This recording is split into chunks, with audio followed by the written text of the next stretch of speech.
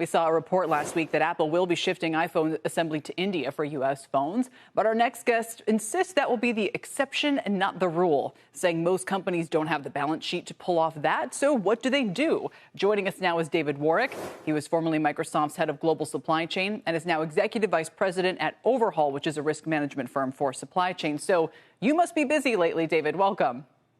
Thank you so much for inviting me on. Yeah, these are interesting times for supply chain across the globe as we try to figure out where will the tariffs actually land, and then what do we do to address this impasse as well? Because we learned a lot of lessons through COVID. We learned a lot about decentralizing supply chains. We learned a lot about having to overcome these big challenges. But it feels like we're back in the same place again, and now we have to address that. It's so bizarre that we had this COVID experience, which many said was a glimpse of how we need to kind of be more thoughtful about the global supply chain.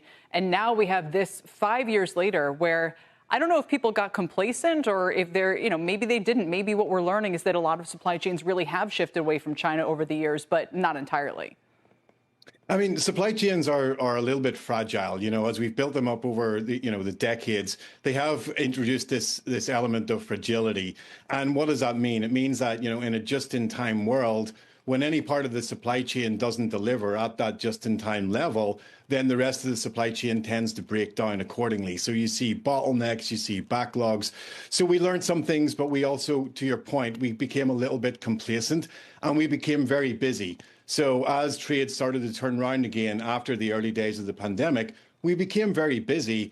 And as a supply chain practitioner, you're very focused on what do you have to achieve today as opposed to what does that look like in 3 years' time. So where are we now? We hear reports that inbound shipping volumes from China are way down, that will impact the economy almost to a recessionary point because of ensuing layoffs in freight and retail and so forth.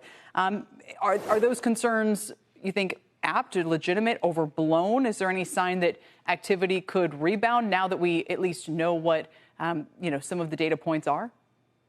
It's super challenging, and it's super challenging because supply chains have some element of longevity.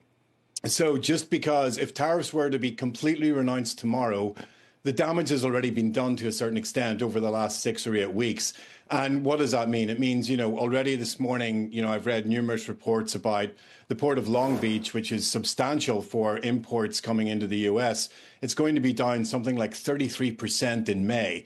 The port of Seattle, the port of Tacoma, there's a lot of pictures this morning in the morning press showing, again, empty berths.